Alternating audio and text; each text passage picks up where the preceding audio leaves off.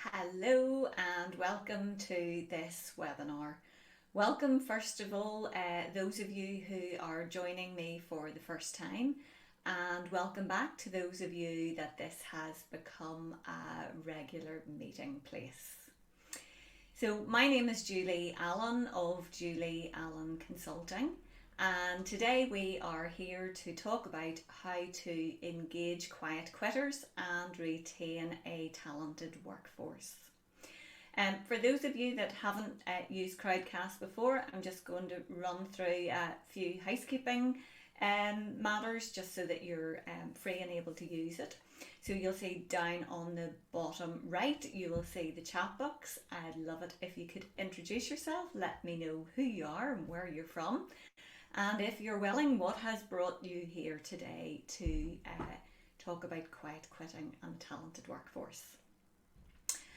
Secondly, just above your screen, you will see a follow me button. So if you think what you're hearing might be useful and you'd like to hear more of it, please follow me on Crowdcast. That means you will be kept up to date with any further webinars that I will be running.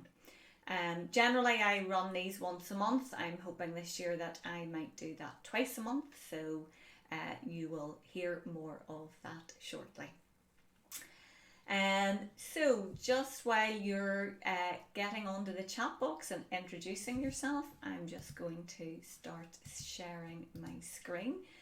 Those of you that have attended before, you will know that I like these sessions to be interactive. So those of you that are attending for the first time, you will know that I like to hear from you in the chat box because I'll be asking a lot of questions as I go along. So this is an experiential and participative session. So Adele, good morning. Adele, lovely that you're joining us again. Great that you've come back. So again, not only introducing yourself, but maybe if you could give me an indication about why you're here, so that in this next 30 minutes, I will perhaps be able to share some insights into what you are looking at. Good morning, Lynn. You're a manager of a busy nursery and you're struggling to retain staff. Lynn, what you're going to find as we go through this next 30 minutes that you're not on your own. And so I hope to give perhaps some comfort in that, but also some thoughts for you around what you might need to do moving forward. One thing to remember when we're on Crowdcast is we are currently live and also recording. So this webinar will be available to those that have signed up to watch on demand. So you could be watching this as a recording, and if you are, please feel free even to use the chat box. So you're concerned about the performance, Adele, of some of the staff while we work in the virtual environment, and certainly I'll come back and talk about some of that. Good morning, Anne.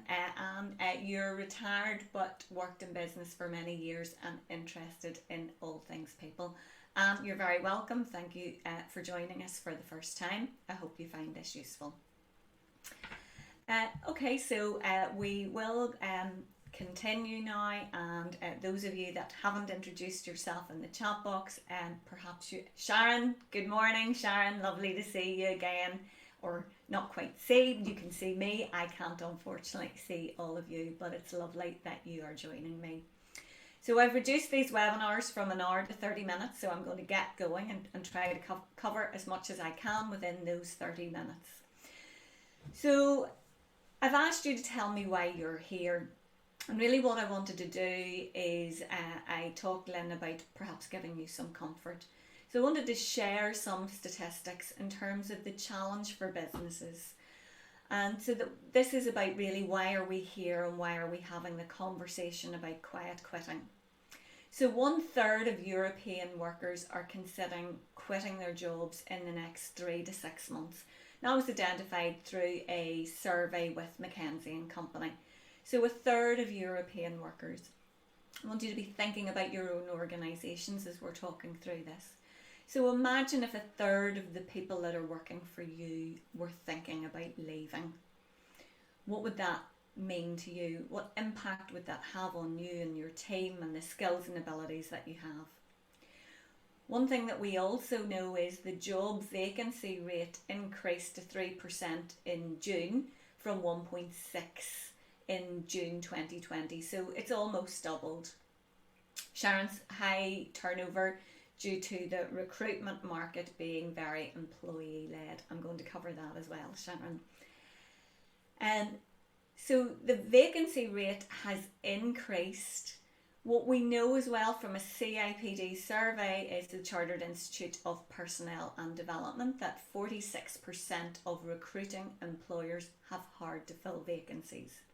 So Sharon's just talked about being a very employee-led market. There are vacancies, there are hard to fill vacancies.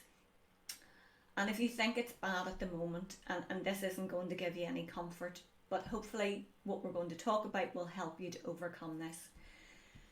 Back in 2018, Korn Ferry did a study that identified that by 2030, more than 85 million jobs would go unfilled because there wouldn't be the skilled people to take them. So COVID accelerated things. So this is a trend that is going to continue, and that is what I want you to remember. Unfortunately, as leaders, employers, you are going to have to work much harder to retain your skilled workforce and attract skilled people into your organisation. Well, what's the reason for that? Really, it's the demographics. We have an ageing population, so we have people who are retiring, but also we have many people now who want to do 3 and 4 days a week, and that's also adding to the fact that we need more people, and therefore vacancies are going to go unfilled. And also, one of the things in terms of the quiet quitters that we're talking about today is in the UK, it's estimated that 1 in 3 workers label themselves as quiet quitters. So the picture that I'm creating now isn't a good one, but it is reality. And that is, you have hard to fill vacancies. So productivity is likely to be impacted in your organisation, as are customer satisfaction levels, because you have vacancies that aren't being filled, and also you have those people who are quiet quitters who have decided that they are going to do the bare minimum in their view, what is required of them contractually and in their job description, and they are not going to do any more than that. I think quiet quitters unfortunately have, for some employers, got a bad reputation, but actually I want to think about that as we go through this, and that's the question around why are people quiet quitting. So if we want to think about it, quiet quitting really isn't something new. It's a term that was given back in the summertime through a TikToker, coined that phrase, quiet quitting. But really, quiet quitting, we can also think about engagement within the workplace, employee levels of engagement. And the Gallup State of the Global Workplace 2022 report really highlights the issue as well in terms of quiet quitting. And that is, if we look at it, globally the employee engagement rate, according to Gallup survey, is 21%.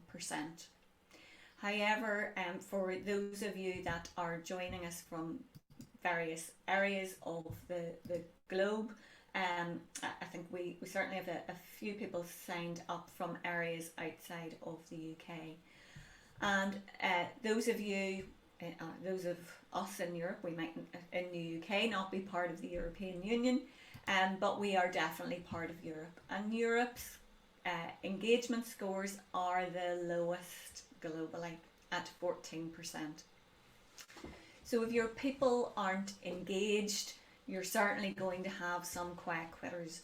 You know, we've got very engaged and actively disengaged. So the actively disengaged is probably what we would look at, those quiet quitters. So feel free, as I'm talking through this, if you want to ask me any questions, please do so in the chat box. So really I'm setting the scene here in terms of what's important. Also, when we're looking at retaining a skilled workforce and quiet quitters, I want you to just consider here the reasons that people are quitting jobs in Europe. This is according to the McKinsey & Co survey. So really here are the 5 highest reasons for quitting. The first in Europe is around inadequate total compensation.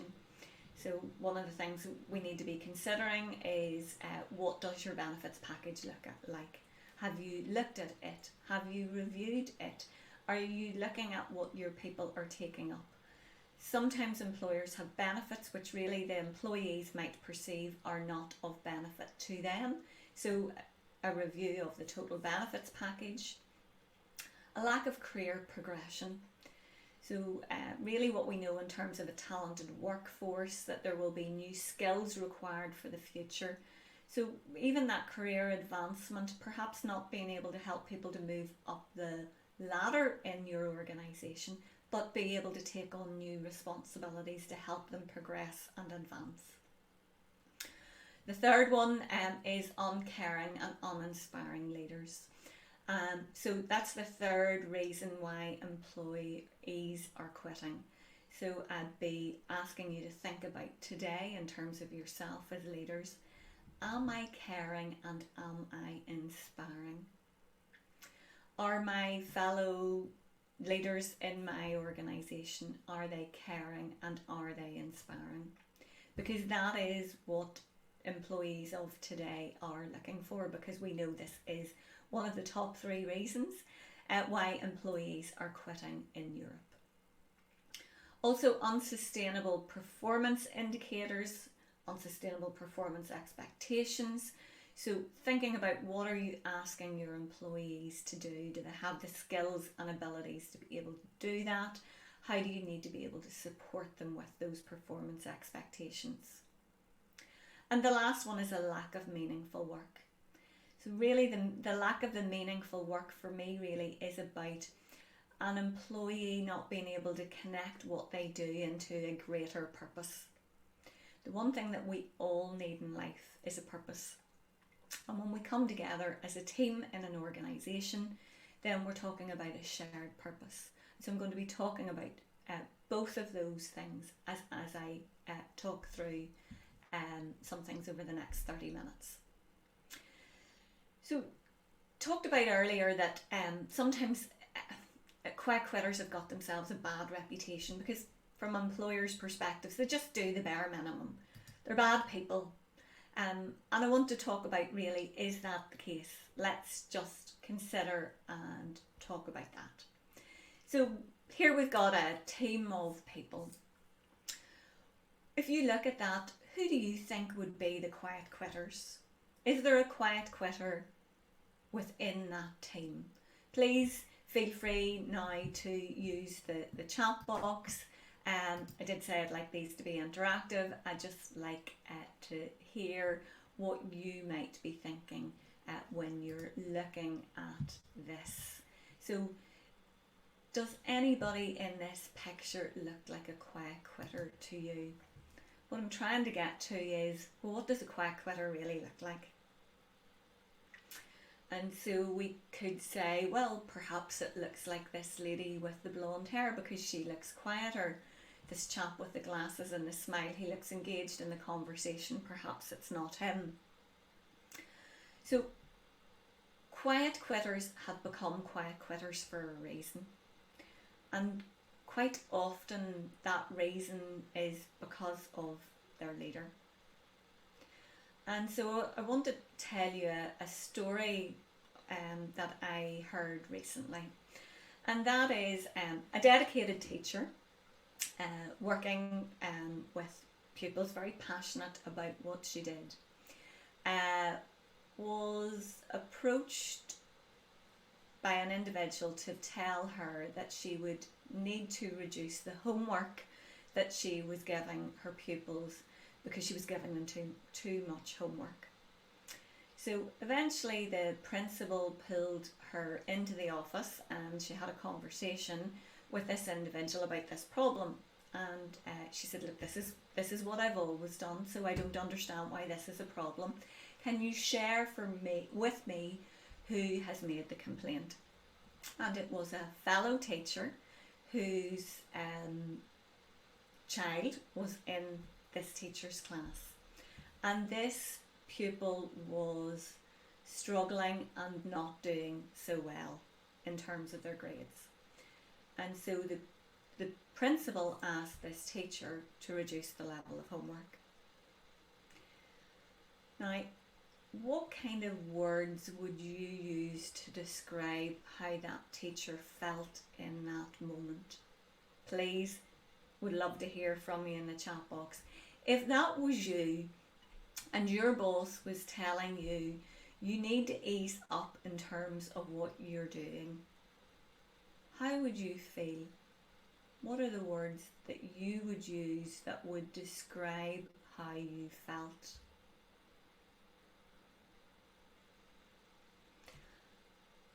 While I'm waiting for you in the chat box, I think I would certainly feel deflated.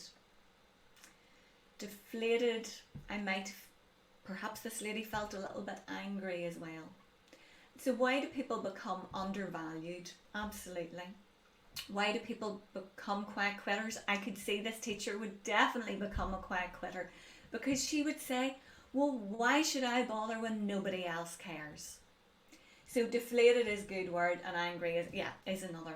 So I'm asking you to put yourself in other people's shoes and see things from a different perspective in terms of the quiet quitters and retaining a talented workforce, because we all see things from a different perspective. And I want to talk through this now with a tool that those of you that have attended before know that I always use in my webinars. And I use it as a tool to just have the conversation about the topic, and it is called the ACT Matrix. So when we use the ACT Matrix, we come from a non-judgmental and respectful viewpoint. And so before I use the ACT Matrix, or before we use it, I always start with a permission question. Confused, absolutely, is another word. You'd be confused. What is actually required of me? What am I being asked of? So confusion is another one that shows up. So before I use the ACT Matrix, because we come from a non-judgmental and respectful viewpoint, I always ask permission. So the question really is, do I have your permission to share this ACT Matrix with you today and have a conversation about quiet quitters and retaining a skilled workforce? Thank you, Sharon. Appreciate your yes there. So those of you that know that when we start with the ACT Matrix, we always start over here in the bottom left by asking who's important to you. So I'd ask you to kind of go with the flow. Thank you, Lynn. Thank you, Anne. I'm going to ask you to go with the flow here and just answer the questions as we go along. It'll become apparent as we do. So who are the important people to you? So I might say, so my clients, those of you attending today, are important to me. Who are the important people in your life? Who is important to you? Sharon, family, absolutely. Family, friends, yeah. Work colleagues. You can tell Sharon's been here before. Okay, thank you, Sharon. Okay, so that gets us started and gives us some examples in the bottom right. So I'm not going to spend too much time here because as you'll know as I go through this, there are other areas that I want to spend greater time. So in the bottom left here, what I want to do now is to ask that question. So you as an individual, what kind of unwanted stuff shows up for you? So what do you experience in terms of emotions that are unwanted? Negativity. So this is in you as an individual. So when negativity shows up in you, you get there's another word. So if negativity showed up, we might get a little bit irritated that negativity showed up. What else shows up for you that might cause you to experience some unwanted stuff? I'm going to guess that most of us experience some kind of stress on occasions. Most people will feel that fear and anxiety are unwanted experiences. Anybody think of anything else that might be unwanted? Give you just a moment to think about there. What could be unwanted? What might be showing up? Is there anything showing up for you today that is unwanted? You could be feeling a little depressed, for example. We all experience unwanted stuff. Okay, so when we experience the unwanted stuff, the next question then in the top left is, what do you do to get relief from the unwanted stuff?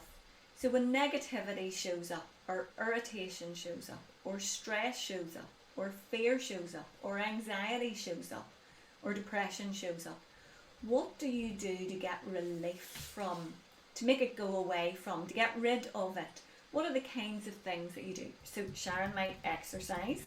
Thanks, Sharon. Deep breathe. Yoga. Meditation. Anything else that you might do to get rid of that? Talk to someone. You might perhaps, if you're feeling stressed, you might take some caffeine, perhaps. You might also take some alcohol. So some alcohol.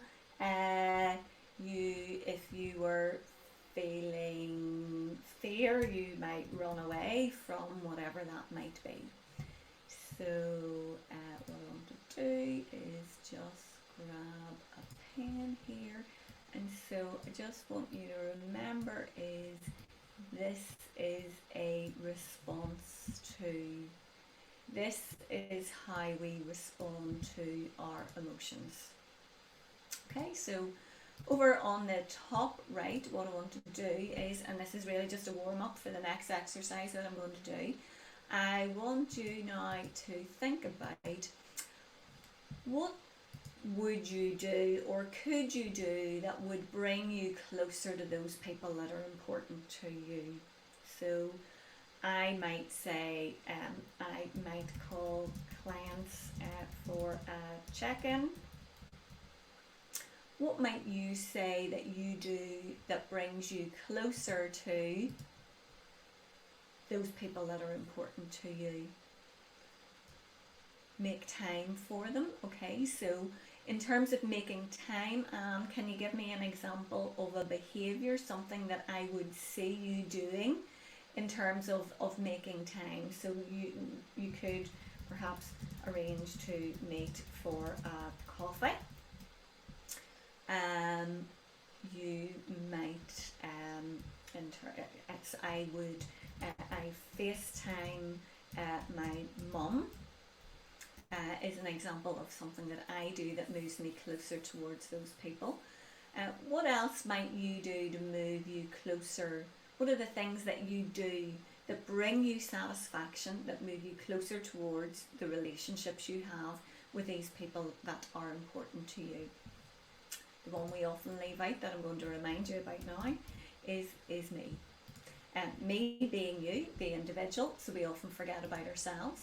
And so this is about trying to get satisfaction over here. So as an individual, we're trying to think about, am I spending more time doing things that give me relief, getting rid of that unwanted stuff, or am I spending more time doing things that's bringing me satisfaction?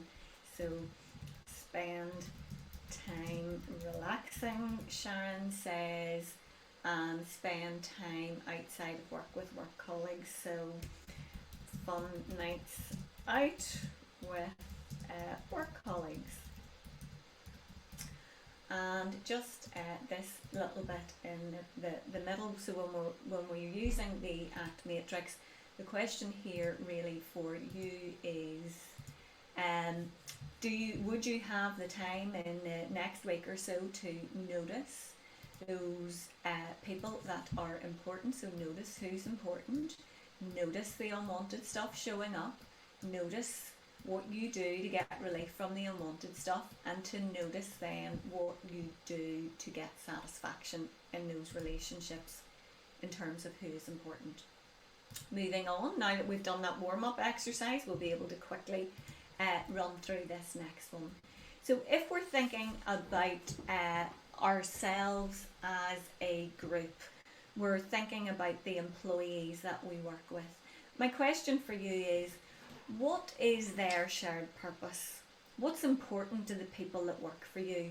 So if we think about some of those things that we've already talked about in terms of what we find from Gallup or McKinsey and Company, for example, we will say that people want to, in your organisation, they want to feel valued. They want career progression. Feel free to use the chat box as I am completing. So they want to be heard, Sharon. They want to be heard, and they want adequate compensation for the work that they do. They also want at times transparency. They want, we know, meaningful work connected to the shared purpose. So meaningful work, they need to understand how their work connects to that greater purpose within the organisation. They want friendships at work, and they want inspiring and caring leaders. Okay, so those are a few things to get us started. And if we use again the same process, and I'd like to ask you, so what's the social so they want to be, yeah, okay, so communicated, absolutely. I'm also going to say, Adele, respectful communication. So you're all brilliant at this, you know the answers. I'm just asking you to look at this from a different perspective and to be thinking about what your people need, and are you leading? So over on the bottom left here, I'm asking the question, what social unwanted stuff do you notice showing up? So when you're collectively together at work, so what might be showing up, the social unwanted stuff at work? What could be showing up? So I talked about that lady, I described the teacher, it might be deflated. You talked about confusion around expectations. There could be friction and tension showing up.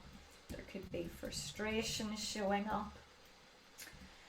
There could be people feeling burnt out. Quite often quiet quitters are quite quitting because they do feel burnt out. They could be feeling fed up with the current situation that we find ourselves in terms of the cost of living crisis. They could be feeling worry, they could be feeling anger, and they could be feeling sadness, and also the other one that they could be feeling is disappointment in fellow colleagues, and they could also be feeling undervalued. Excellent. So let's think about again, when we're thinking about the team here, what behaviours might we notice other people in the team doing when the unwanted stuff shows up? So what might you be seeing in your organisation when the unwanted stuff is showing up? So we might see, for example, we might see leaders avoiding difficult conversations. We might see, we might hear, for example, only feedback on bad news shared. We might see one-to-ones being cancelled. That could be from the employee or the leader perspective. We could see people absent from work. We could see people applying for other jobs. We could see people do the bare minimum. And the reason that we all do things for a reason, and generally we do things for a reason, that things that are showing up inside. And absolutely, we see clicks forming, and the other thing you've triggered in my mind is gossiping about colleagues.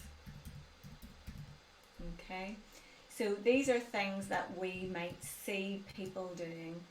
And so the question over in the top right, well, if we're really going to bring satisfaction in terms of that shared purpose, what now, looking at this maybe from a different perspective, if the shared purpose of your people is to feel valued, they want career progression, they want to be heard, they want adequate compensation, transparency, meaningful works, friendships, inspiring and caring leaders, respectful communication, what could we be doing? So we could be arranging fun nights out so that we can develop relationships and get to know each other. We could encourage suggestions for improvement, and I'd also say is really listen to people. Listen to what they're saying. Sharon, absolutely Sharon. So team building exercises, work should be fun. So there's another one I'm going to add in the bottom down here. So what would we be seeing? So, some fun and social time at work. And it might be check in with each other. From a leadership perspective, that might mean checking in with your team on a daily basis. It might be having daily briefings with your team that are two-way communication. So suggestion boxes introduced, absolutely. So introduce suggestion boxes. So really, in terms of retaining quiet quitters and also retaining your talented workforce, what we need to be doing is, first of all, this bit now in here, those of you that have joined me before will know that this is us noticing. So we have this conversation with our colleagues, and it's, now in the next week or so, do you think you'd have the opportunity to notice what is your team's shared purpose, to notice the unwanted stuff that is showing up, to notice what they are doing to get relief from, because this is a response to, remember, and to notice what we could be doing that would bring relief. Notice what we could do, I should say, to bring satisfaction towards what's our shared purpose. So shared purposes in organisations are hugely important. Using this framework to have conversations with your team. So if you would be interested in learning how to use the ACT and the Pro-Social Matrix, you'll see at the bottom of your screen there is a book, a 30-minute complimentary conversation. So we could have a chat about how I might be able to help you with an employee engagement survey to find out what some of the problems and issues are. The advantage of that is it's an independent view because it's an anonymous survey being done by a third party. I could also help your leaders develop emotional intelligence, helping them to have those conversations that they need to have and develop those relationships. Psychological flexibility is using the ACT matrix and setting the context for psychological safety. I teach leaders to use both the ACT matrix and the Pro-Social matrix with their team. They are globally recognized psychological models, and clients' experience is they're amazed at the difference that such a simple tool can do. Also, I conduct organisational reviews and strategic planning. As we're coming to the end of this webinar, I'm a little over time, so I want to thank you for joining me. As these are free webinars, the only thing that I ask of you is I'd love to hear your feedback in the chat box. I can use that feedback anonymously then in advertising further webinars. So that's the only thing I'm asking of you today. And as I said earlier, If you like what you heard and you would like to hear more, please follow me using the button at the top of your screen. Alternatively, you can follow me on Twitter, on LinkedIn, and also, as I've just highlighted, on Crowdcast. If you want to get in touch, please feel free to do so using the details on screen. But the little green button just underneath your screen will allow you to book using an online scheduler a 30-minute free consultation with myself to look at how we might work together. So as I say, I'd love to hear from you. Please feel free to give me your feedback in the chat box. If you have any topics that you would like me to run in February, I'd love to hear that. And I appreciate you taking the time out over what might be your lunchtime. Please feel free to go away and look at how I might use what you've heard today. Thank you. Have a great week. It's almost the weekend. Take care. Bye now.